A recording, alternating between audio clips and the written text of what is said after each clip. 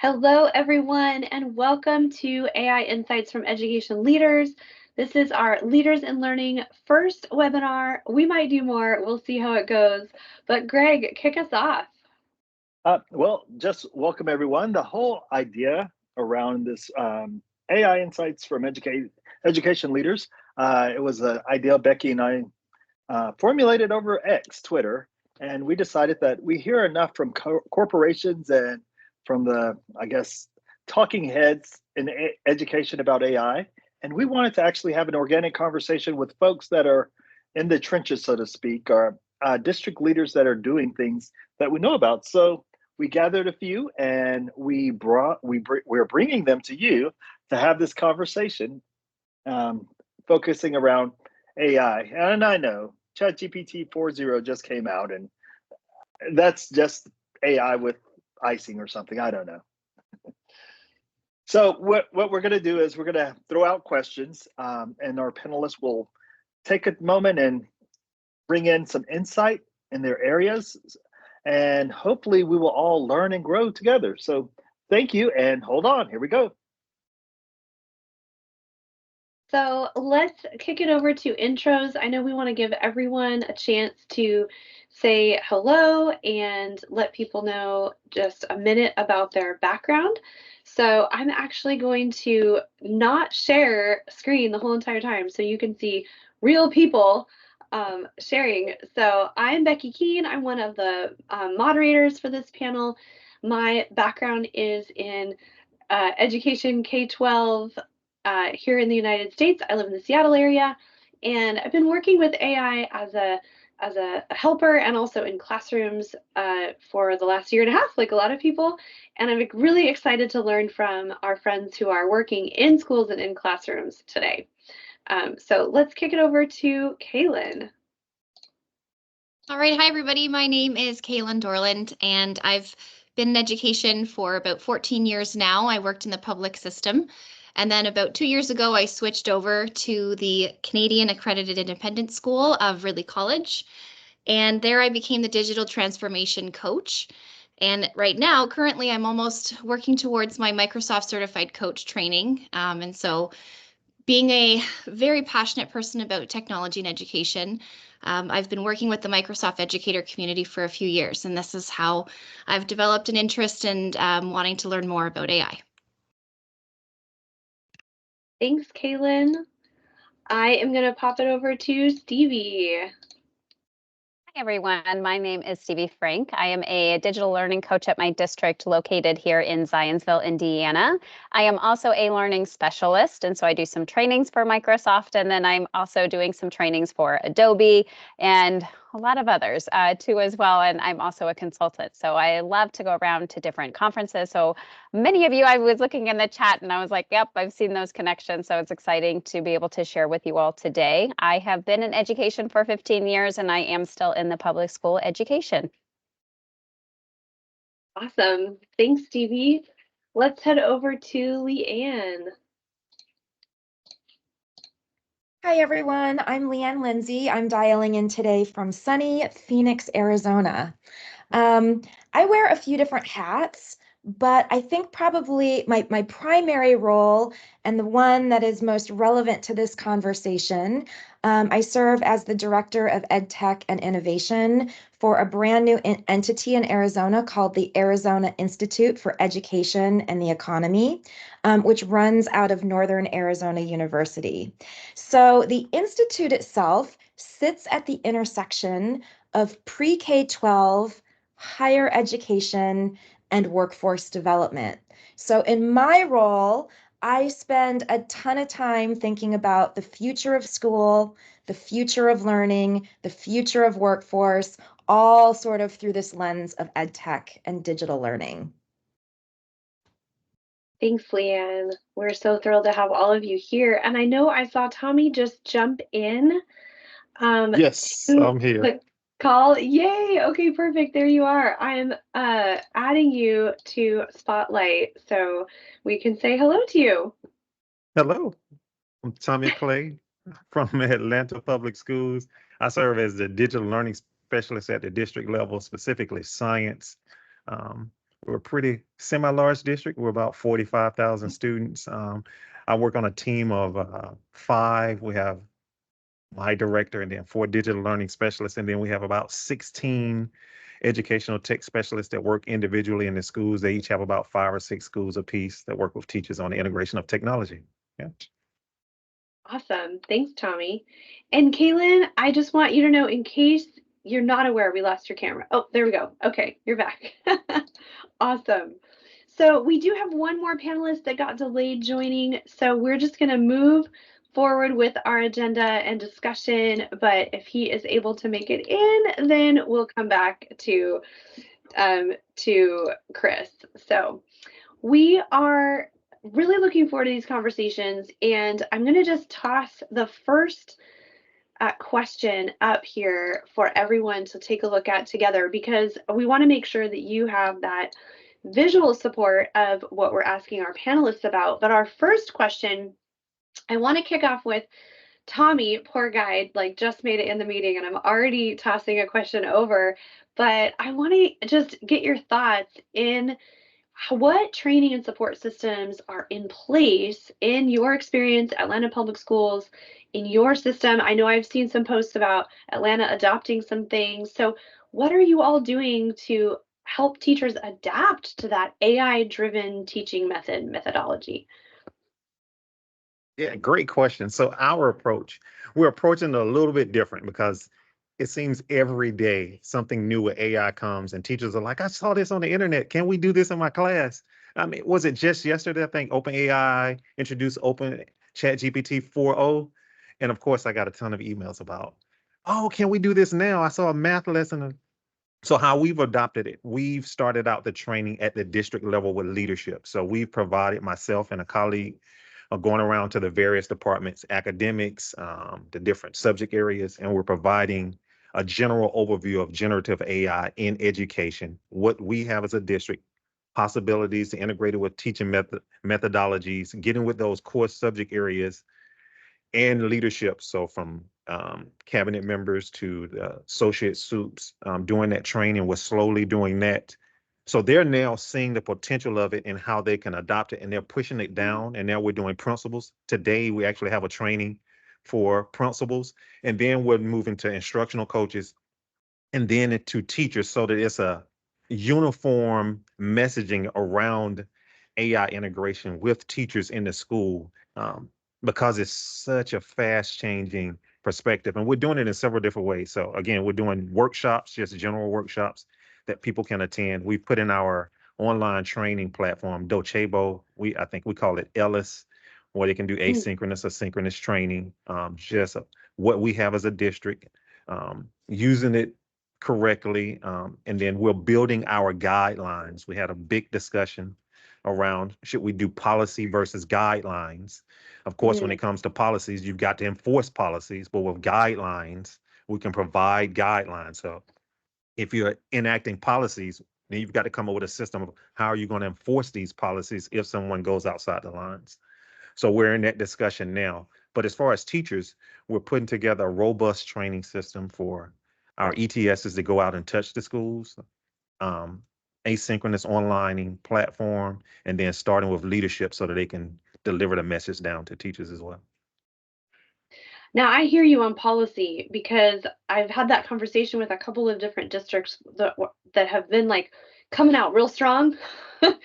And I've said, Yes. hey, so how do you plan to enforce this? And, what are your thoughts? So we'll get into kind of some of that, like ethics and policy and implementation. But I'm glad you brought that up, because it's a really hot topic to talking about. Now, LeeAnn, I know that you have had some experience at the state level of, really engaging with a lot of different systems and different policies. So what kinds of things have you seen in this same area of training? Yeah, so I totally agree with Tommy, and I want to back up just for a second, just to provide some context for my perspective, is that I do sit sort of at the state level. And you're right, Becky, I am in contact talking with different people from the state to find out who's doing what and how that's going. But also, and especially because there are a couple of Arizona folks here today, we just released our official Arizona AI guidance for K-12 schools just a few days ago on Monday. So if you're interested in that, you can find it at azk12.ai. So now to back up from that perspective into the training question, I really want to talk about the importance of training at the system level before we get to training at the teacher level. From a state perspective, from a change management perspective, it is wildly important for administrators and leaders in all different departments at all different levels to have the training that they need in order that they can make really important decisions about AI use for teachers, for students, and in the classroom. Because otherwise, we can get teachers going, but we know that we want a uniform vision, like Tommy talked about. We want our administrators to really have enough information to be able to make really good decisions. So just a quick example from the statewide level is in Arizona, we have a group called AS that we want a uniform vision, like Tommy talked about. We want our administrators to really have enough information to be able to make really good decisions. So just a quick example from the statewide level is in Arizona, we have a group called AST. They are our local IST and COSIN affiliate. And every year they put on an event called the CI and IT Symposium. And it's a day-long event. It's held annually. And the whole idea is that a district brings a team of CI, curriculum and instruction, and IT people together to do shared learning and shared discussions around that learning at this day-long event. So this just happened in Arizona and Phoenix like 2 weeks ago.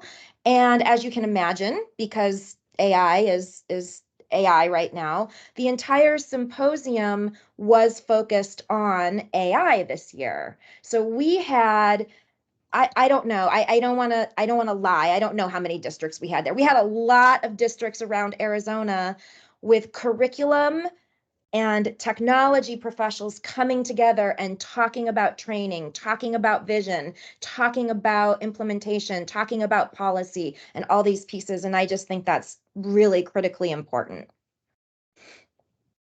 Awesome, LeeAnn. Yeah. It's really that infusion, right, of making sure that people who are making decisions understand what they're making decisions about. So the people who are using the tools in the classrooms can do their jobs. I mean, how many times have we been in a position as a classroom teacher or whatnot when we think to ourselves, who made that decision?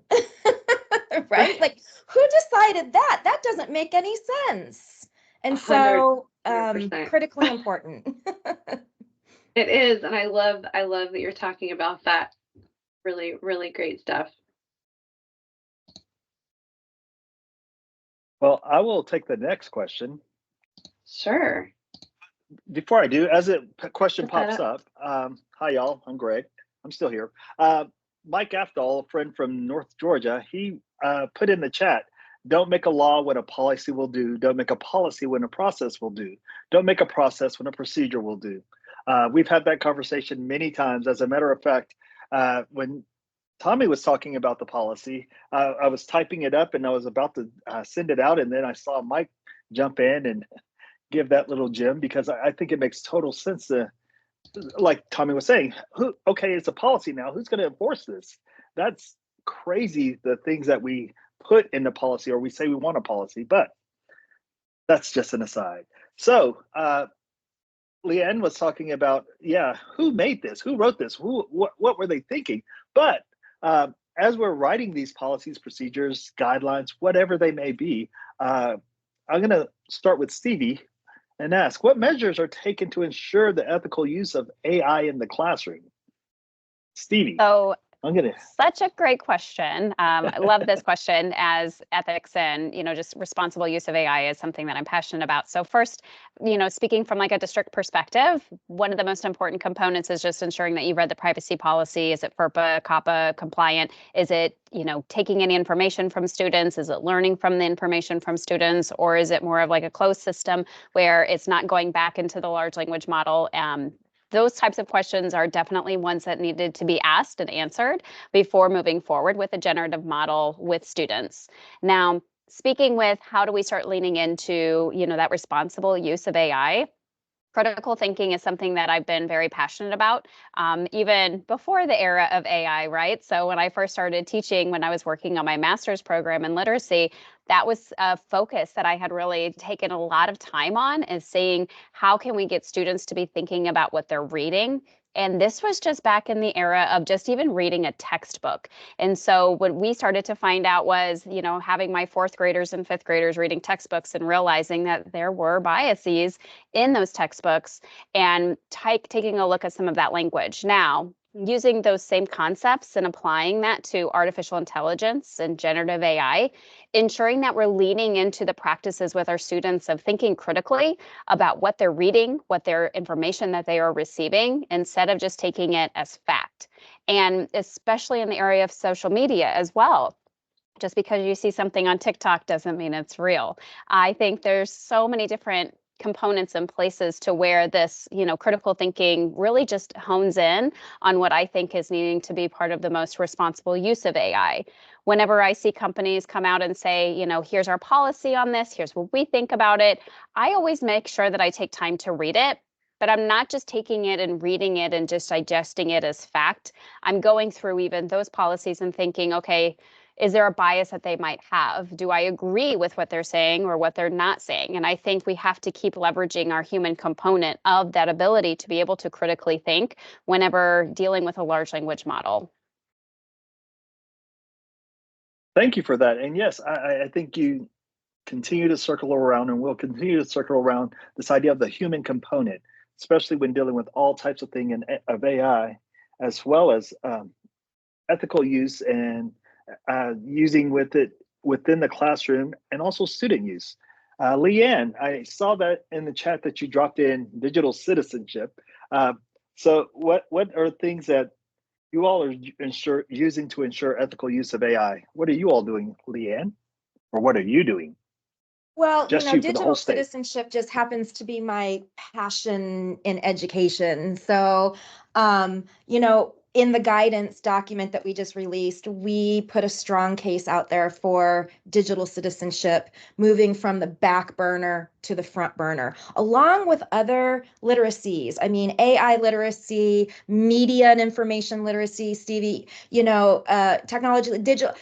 We need to move these literacies to the forefront. And I just wanted to read one quote, because we took AI literacy we took a very strong stance on it. And we said about ethics, because Gen AI will continue to transform the way we work and live, we must make AI literacy a priority for all students and adults in our communities. Creating an AI literate population is the only true approach to shaping an AI-driven world that is safe and just. AI literate individuals are better equipped to be proactive and participatory in shaping the technology's use within our schools and our lives. And I just firmly believe that advancing everyone's AI literacy is really the only true approach to the issue of ethics. And I always say that we need to make sure that we ourselves, the educators, are literate, digitally literate, AI literate, whatever you want to go for, because our students, they may have access to AI and they may be digital natives, but they're not digitally literate. They're not digitally, well, they're not digital learners. And we have to transform them into being those digital learners, be it with AI or even with pencil and paper. We just need to make sure that they're learning in the space that we have available.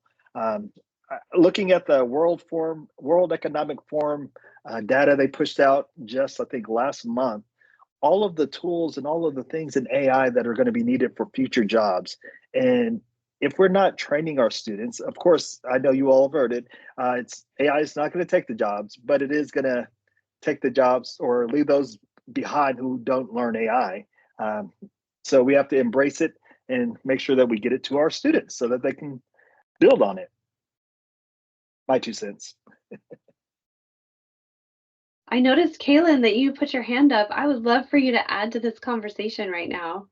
Yes, I just wanted to jump in there, and as much as we're talking about a framework for developing these policies, but one of our approaches that we've taken is we're currently developing a digital literacy roadmap, which is kind of like a scope and sequence in terms of teaching these concepts to students to help them become more digitally literate from kindergarten through grade 12. So essentially, we want to know what skills we want our students to graduate with. So we're hoping to have that ready to go for launch come this August when the school year starts. But it's giving teachers a starting point. So that way parents know, students know, and faculty know where and what concepts are important to teach. And I think now AI, obviously, as it evolves and changes, it will be integrated into that digital literacy roadmap for sure. Awesome, Kaylyn. Thanks for adding that in. And just a note for our listeners, we have over 50 people on the call right now, and things are flying fast and furious. I just love it. The chat has been super engaging and busy. I know I'm like trying to keep track of everything happening, but there's also a Q&A section. So for everyone, just calling that out, we've had a few people, 2 so far, posting to the Q&A this morning, and those are threaded conversations that anyone can respond to. So just calling that out, because we've got some great conversations happening in the Q&A panel as well. So a lot is happening. I know that we kind of planned as a team to have our friend Chris Hagel answer this question, and he's unfortunately not able to join us right now. We all know what happens when you are an IT director in a school system. Sometimes things blow up on you. So I'm going to throw this out to everyone, and I can help answer as well just from my experience, but we want to talk about privacy because, you know, even some of the questions I'm seeing in the chat and in the Q&A are around how do we handle keeping kids' data safe? How do we handle personally identifiable information? How do we ensure that, you know, teachers aren't just copying and pasting student work and shipping it off to some data set that's going to be used without their consent in the future. So privacy is a big deal, and I know all of us have information about that, but does anyone want to try that out from a starting point? I will start. Great, Greg. I'll start, even though I'm not in the group. No, one of the things that we've done specifically around privacy, I know this sounds kind of blah or duh, educate our teachers, educate the folks that are in charge so they know what is PI, personal identifiable information, what information should we be sending to these large data sets, how can we keep students safe in their own little bubble, how can we keep them in a bubble, how can we make sure that their information or they're not sharing information. And I think it starts with educating the folks at the top. That's where we've started. Well, that's where I've started with my group of 4, and we are going to educate the masses. And hopefully from there, it's not the trickle-down economic theory, but hopefully we will impress upon and impart upon the teachers that they must also continue with this digital citizenship, this idea of understanding what should be shared, what should not be shared, how we can make sure that the information that we have is not going to places that we don't want it to go. Absolutely. And I'll piggyback on that. I concur as well. And in addition to that, I don't know of a district right now that's currently, they're using some type of AI platform, an API tool, from Magic School to all of these resources to ensure though those companies are abiding by those privacies. Because I don't think we don't directly endorse using ChatGPT in the school. I think we have a subscription to Magic School, and then we have Copilot as a part of our Microsoft subscription. But ensuring that those companies that are providing the AI access resources or aligning themselves with, like Ms. Frank mentioned before, FERPA and COPA law, so that students' information and data isn't shared with the large language model. And then again, training the leadership. I know that seems simple. Don't put your personal information in it, but it is, I kid you not, I've done training and with upper leadership, and they're like, oh, wow, you stand in front of the entire district, but they're putting their personal information into Chat GPT. And I'm like, no, that is not, no. But yes, training and then ensuring the companies that we are working with are abiding by those rules as well. Yeah, perfect, Tommy. And there's a question in the chat about, how do we confirm that these companies are following the guidelines? Because, they're not all very transparent. And so I think it's really important that we all use our voices for greater responsible AI, greater transparency. Jennifer pointed out in the chat, we've been using AI for years, but we haven't been using AI the same way. And so there's this reminder that, hey, we've been giving people our data for a long time, and some companies have collected that data and used it for gain. Some companies have said, we don't want your data, we want your subscription. And so it's us to really look at that information as consumers and use our buying power in our school systems to say, here's what we're okay with and here's what we're not, and really speak up. So I love having these conversations because they're incredibly important as we move around in this space together. So keep up that sharing. I want to hear about some good. I don't know about you, Greg.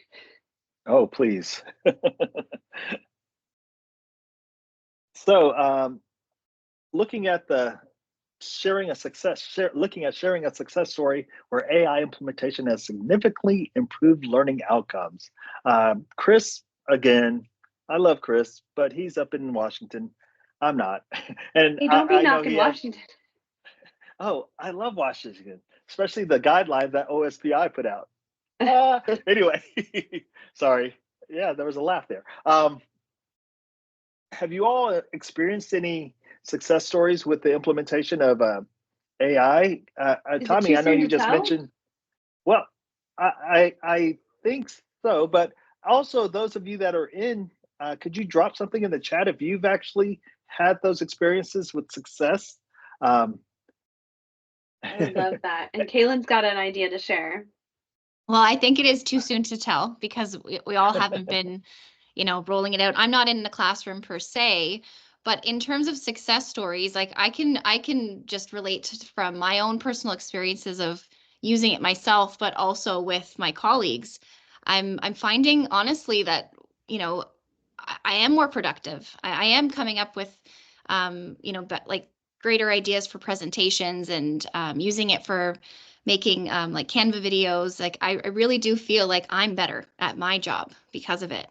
And so with that excitement, I feel like it is spreading to other faculty that are willing to try it. So there's my success story. I do see a difference in the last few months of how I've been able to be more efficient with my role. Love that. Well, great. And I know one of the things that, I don't know, I've been on many or working with many panels and other groups, but folks, oh, hi, Stevie. Folks keep saying that make sure that you have something in mind if this AI actually saves you all this time. Make sure you don't just put in more fluff or more non-focused time on what the time the AI saves you. Right. What are we going to do to replace that time? Getting some love in the chat, Kaylyn, for what you just said. Stevie, what did you have to add?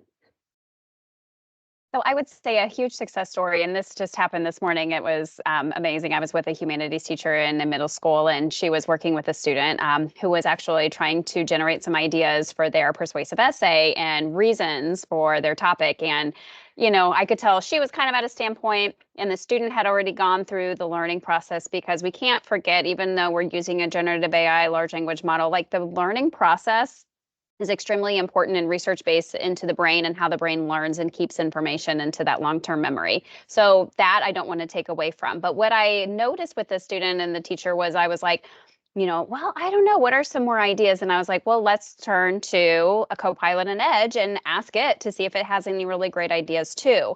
And I think even just teachers modeling with it and showing students, well, you know what, when I'm stumped too, this is where I can turn to see and get some quick information. I think that was, a huge success story because it was in the moment and it was one of those topics where sometimes when we get stumped, it's okay to utilize a tool that's available to you.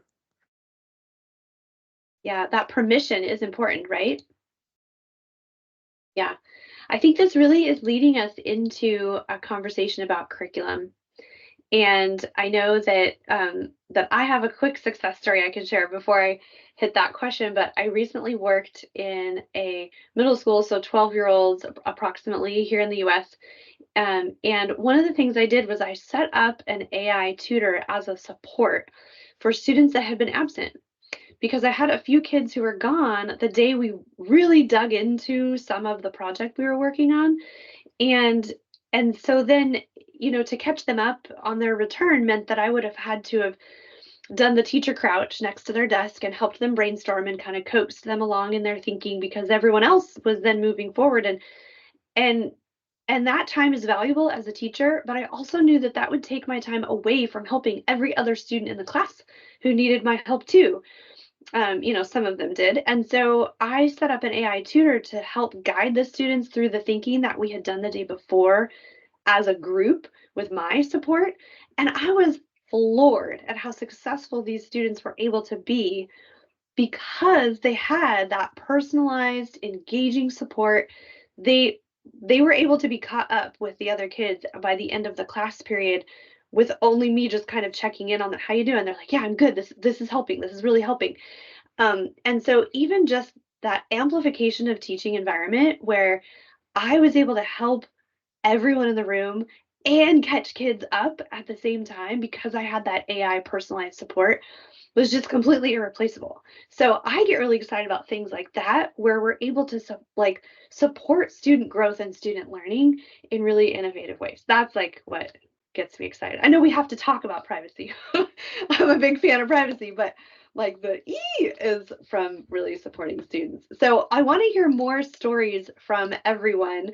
I know we have a ton of knowledge in this space, and I would love for people to be posting to the chat their experiences with curriculum. So, what have you seen? We cover North America on this panel, and what have you seen as far as teachers actually using generative AI is what we're talking about here, not just AI, but what do we see as supporting? And we'd love to hear, from all of you. Let's just get started with Kaylyn.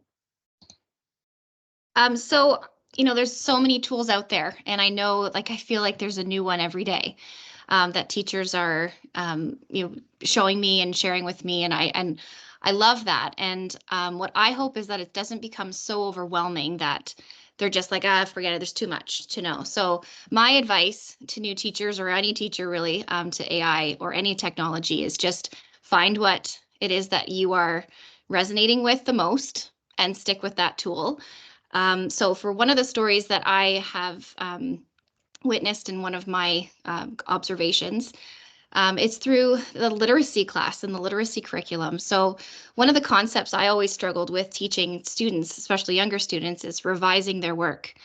And so the idea of using AI to model how to revise a concept, is such a groundbreaking thing for these kids. So an example is, let's say the lesson is they want to create a prompt to generate an idea or an image that they have in their mind. And so when they put that prompt in and the image doesn't come out as a match, then we can now teach that concept. Okay, so how can you revise that prompt? What do you need to add? So many times when we give feedback to students, we write, add more detail. And sometimes students go back to their desk and they're like, well, what does that mean? So now we have this kind of model where we can use that and they can actually visualize, oh, okay, well, I wanted it to have like a dark blue sky. I wanted it to have a rainbow in the background. And so now they're starting to understand, okay, like that's what I mean by adding more detail or taking something away. So to me, I think that literacy is going to be the biggest have the biggest impact on AI, but not just as a way to produce content or produce work. I think that it should be more about how we can model writing and, even as for exemplars that, we always learn and resonate with. So that's what I'm thinking. Thanks, Kaylyn.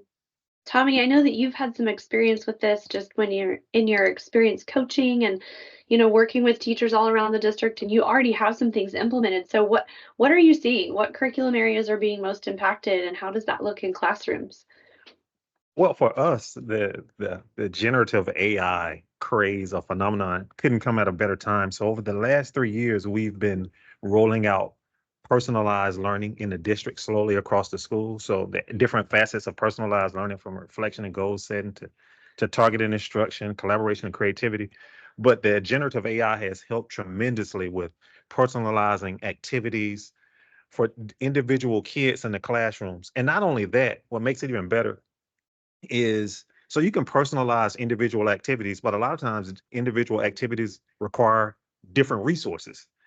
So as a teacher, I've got to try to package resources for each kid. But with generative AI, I can do that. So what resources are needed?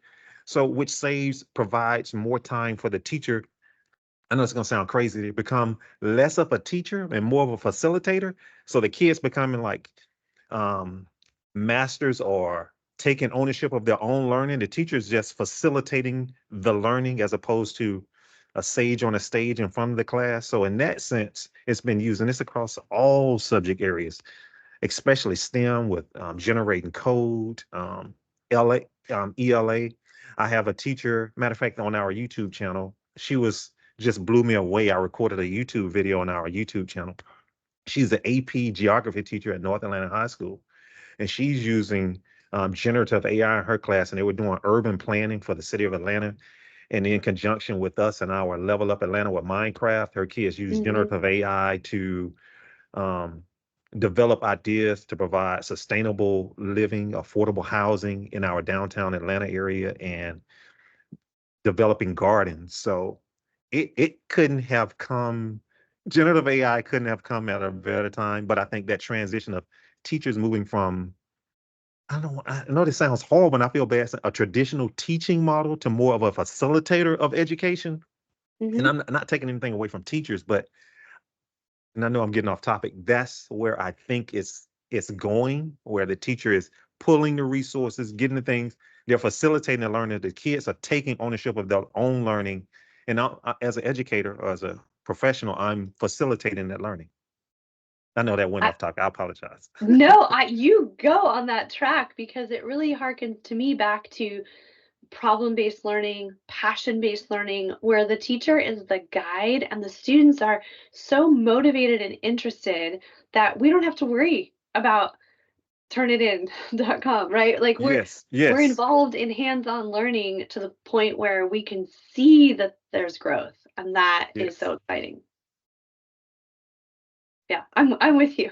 I'm all in. And Tommy, I'll give you 2 thumbs up on that as well, because I started off teaching music, and we wanted all of them to be independent musicians. So we want them to be able to learn on their own different aspects. And then when I was teaching computing, same thing. I don't want to be in the front telling them, okay, so this is what we're typing. We're going to start with the header. No. We want them to be independent and learning, and us be the facilitator. So don't back down. Yes, you're getting all sorts of love in the chat for that. Oh, I'm sorry. It seems overwhelming as a teacher at first. When introducing it to teachers, I found out, well, I've got 16 different kids or 20 kids, and I got 17 different things. And how am I supposed to manage this? But, after working with them, coaching and showing them the power of AI and what can be done, and then planning ahead, they're like, oh, okay. So I'm really, I like this. Yeah. I know, Stevie, you had just a lot of, again, you're in it with teachers every day. That's your job. So I know you have some examples of things that you've seen in curriculum and what that looks like. I'd love for you to share too.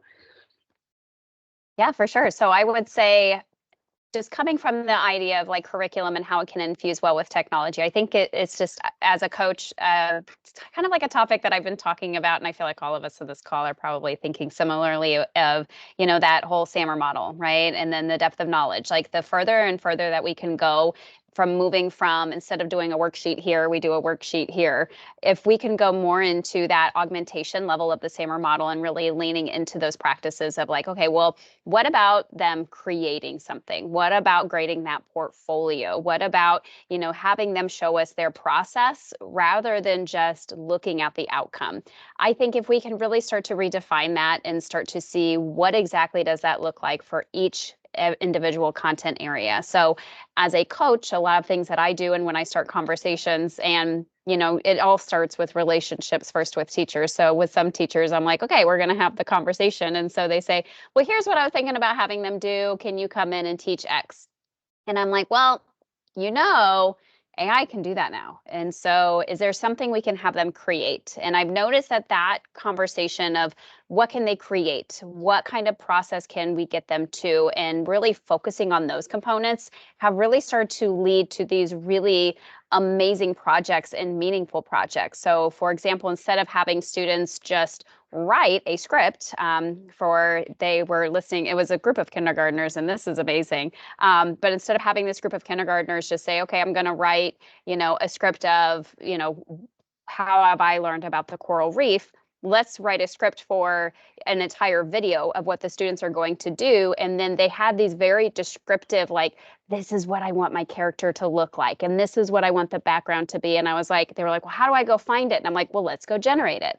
And so showing them, that generative image, generator that they can use. And so then they're using that descriptive language. And then again, it went from me just sitting down with that kindergarten teacher to saying, well, hey, how about instead of just having them write about what they learned about the coral reef, and then, transferring it into now this video, which is just going to be phenomenal. I'm really excited and I can't wait for it to get finished. But those are the types of learning experiences that are really going to resonate and stick with students. And so I think, again, that same conversation that we've been having about depth of knowledge and, leaning into those more, higher level thinking of, the DOK or Bloom's taxonomy, whichever one you're familiar with, I think that's really going to help to, those have been the most exciting experiences that I've had. Those are some outstanding examples. I think a lot of the chatter in the chat is leaning toward, student empowerment. We want kids to be able to do amazing things. We want to balance teachers moving, out of the onus of all knowledge and all content. However, there's been some concerns posted here. So Greg, you want to ask us a little bit about that? I feel like we're headed in that direction. It's perfect timing. Oh, you're muted. Sure. Yeah. I was waiting for this question. And we're going to go back with Stevie. Now that, of course, the sage on the stage is no more and the power of the whole world is in the students' hands, what challenges have you encountered in the adoption of AI in education, and how have you overcome them? So I would say, speaking about that, it was perfect because I was like, that answer that I gave was kind of one that I thought about for this question of really kind of leaning into, instead of just saying like, okay, well, now I've got to teach about generative AI. No, we don't have to necessarily, but how is that going to complement, or how is that going to add into the experience that students are going to be able to use in there tomorrow, right? Because these students are going to be going out into the real world. And I was asked to lead a couple of different AI sessions with realtors and having them, increase their productivity. And so that is, knowledge that now those people in the real world have, and that's going to be expected of our students. So the more we can start incorporating that into their everyday, I think is going to be helpful. But another issue and another component, and this is still interesting to see. So whenever I have like statewide meetings and I'm leaning in with different digital learning coaches and they're telling me, we have it turned off, we're not turning it on, we're not talking about it, we're not ready for it yet. It's here, that train is a moving. We cannot put the genie back into the bottle. Like, we have to jump in with it with our students. And I think if you have it blocked out, or if you're sitting here in this room right now and you're like, you know what, that's kind of sounding like what we're doing at our district, please see if you can have these conversations of saying, well, if we have it turned off here, do you not think that the students that have are not going home and utilizing it, and the students that have not aren't? And so when we talk about those disadvantages of students who, that socioeconomic status break, well, we're making that gap bigger, right? So I really want to make sure that we're leaning into those difficult conversations. Just because you're not ready for it, it's here, it's there. Even if you're sitting in your classroom, kids can throw hotspots off their phone, and that's not detected by, any filtration systems. There are ways around it. And so I think just really leaning into that uncomfortable, journey, at least getting started on it. So I have been excited to see that different states have let out some different guidelines or policies just to say, like, hey, at least our state level at Indiana, it was pretty low level even. Us at Zionsville were worlds ahead of where it said that we should be at, but I'm like, we need to be opening it up and starting that conversation. And I agree with you. The whole idea of blocking or banning our way out of it, it's not going to happen. It can't happen. It's one of those things that, yeah, it's here, and we have to figure out ways to embrace it, much like the television or the radio or the personal computer. LeeAnn, you had some challenges that you wanted to discuss in your adoption?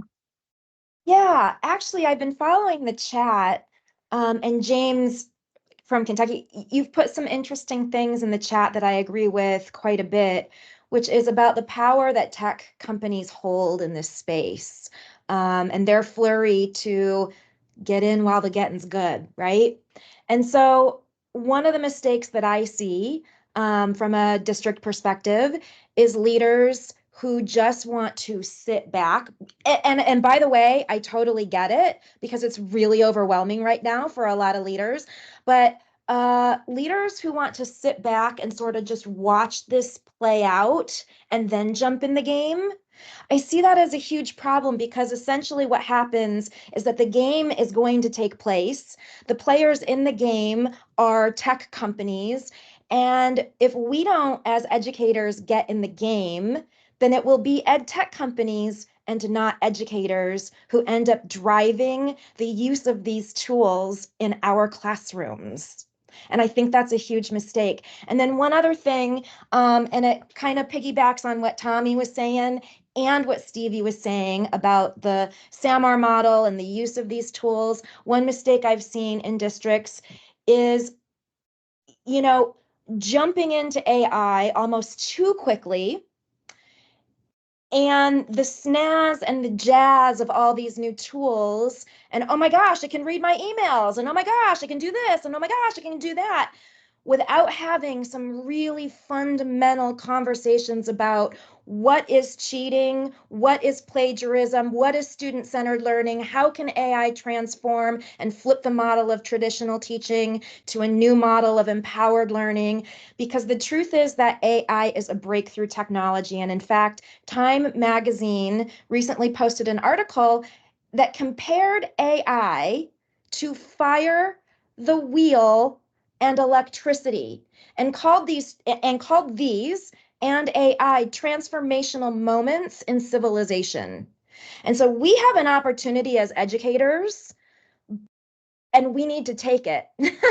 We need to take it, and we need to flip that conversation, and we need to have fundamental conversations about what we want students to do and how we want them to be prepared, and what kind of learning do we want to see in our classrooms, and how can students become empowered, and how can we flip the role of teacher from passer down of knowledge to a coach and a facilitator. These have to take place so that when these AI tools come around, educators can drive their use, not ed tech companies, who, by the way, don't necessarily have the same values as educators or priorities.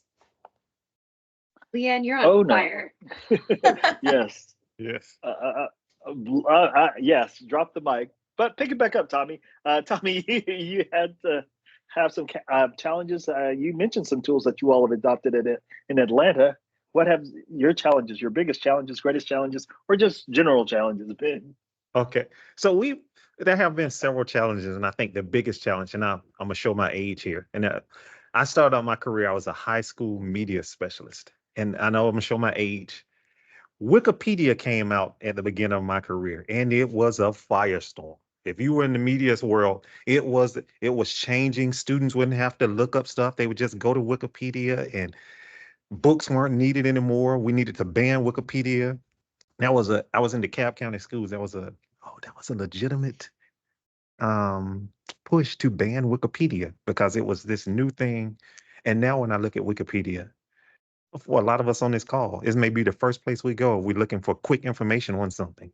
They've made changes to make it better. And that's how I see AI.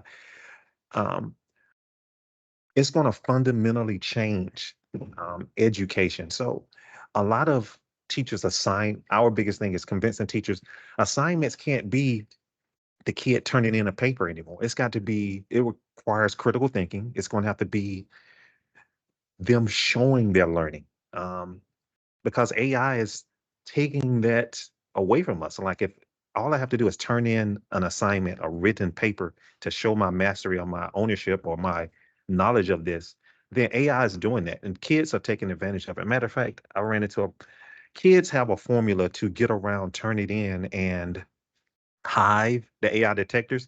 And it was a genius formula. They're putting in the question in ChatGPT, taking it to Word, using words corrective, and then taking it from there and putting it somewhere else, and then testing it in a Hive, and then putting it and turning it in. And it was beating the AI detector. And I was like, the players or the kids are already outsmarting or coming up with solutions to problems, and the teachers are just now getting familiar with using AI.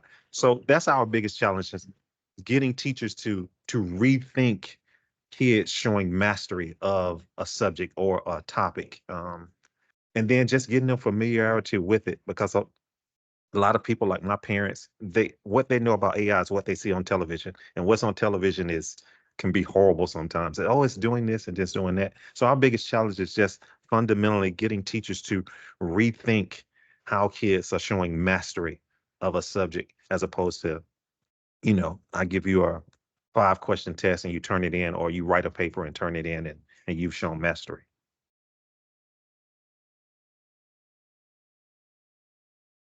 Preach to that one, because I feel like that's been a podium of mine for a long time, and I love it, but I can't stop and talk about it because we are about to enter our lightning round. Lightning round is our final question here for all of our panelists. They get 1 minute each. I'm going to set a timer to answer. How do you see, now this is a crazy question because we don't all know the future crystal ball, but how do you see AI transforming the role of teachers and the traditional classroom in the next 5 years? Okay, I'm calling on Kaylyn. Go. Oh, I wasn't expecting to go first. Okay, so what I feel is that we need to remember that this is an evolution, not a revolution. So obviously I didn't teach in the 80s, but I do know that when computers were introduced, there was so many books and articles written how this was going to radically change education in both positive and negative ways. And then obviously years went by and everything seemed okay. So from my perspective as an instructional digital coach, I do already feel that sense of fear and of the unknown. And of course, it's totally acceptable. And we are in that stage of what is going to happen. But I really do feel like educators need to be more open-minded to the ways that it can help support them. Yes, there are issues, and yes, there are harms of things that are happening, but we need to navigate them together, and we need to problem solve that together. So, and I am excited to see the great things that can come out of using these tools in our classrooms, and learning from like-minded people like yourselves, and seeing how there's so much leadership in the chat already of educators that are excited to try and to learn is really inspiring. And I hope that as the months go by, and I'm sure by the time September comes around, things will be different, and we'll have to come back and have more discussions on that. But let's stay positive with the changes that are coming. Awesome job, Kaylyn. For reference, everyone, that was 2 minutes. Right? You're good. I'm going to cut the next person off, though. and it was amazing. So I didn't want to make you stop talking. Tommy, go. What do you think? Teachers will become facilitators of learning. They'll be responsible for guiding kids through experiences and gaining knowledge, as opposed to sages on the stage and delivering all of the information. Oh, that was 5 seconds. Okay. Okay. Nicely. I'm It's all sorry. you the two of you together, it all evened out. So LeeAnn, Okay. we're ready for you. Tommy just said teachers will become facilitators of knowledge. And what I've been saying is that I would love to see a world in which teachers become learning scientists plus facilitators. So when teachers no longer have the responsibility of having all the content area expertise, but they are expected to really understand how learning happens and how to support students in that metacognition to drive their own learning, then we can consider them learning scientists. I also see a world in which AI, a lot of people are afraid that AI is going to take the human out of teaching, but I see a world where AI is a catalyst for more human interaction in our classroom, because when teachers can flip into that role, they can become more human and have time to build relationships with each other and with students.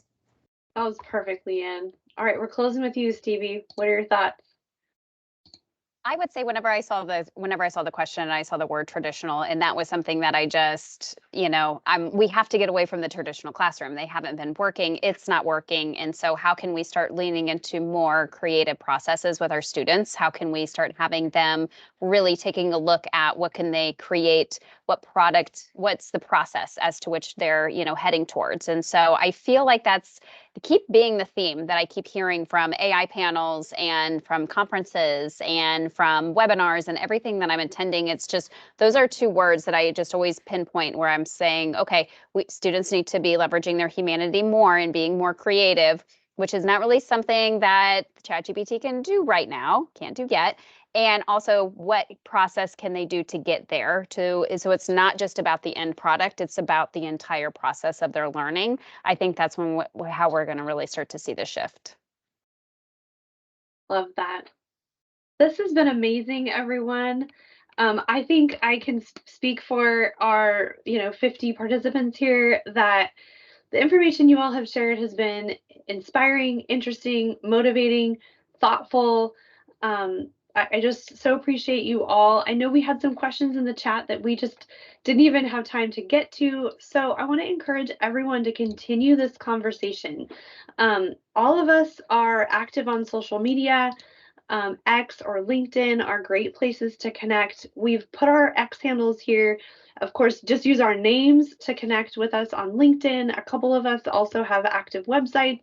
So definitely keep in touch. I know if you heard something that resonated with you, or you want to continue the conversation about what someone said, just reach out with a DM. It's great to have more people in the room, but we just so appreciate all of you joining, and you will get access to the recording. We'll also drop this in on a YouTube channel so anyone can share out if you have someone who you think should hear this conversation. I want to thank Greg for organizing this with me and for inviting our amazing panelists to talk, Kaylyn, Stevie, LeeAnn, Tommy. It's just been so great to have you here. So thanks so much, everyone. Have a fantastic afternoon, y'all, or morning. Happy Friday. Thank you so much.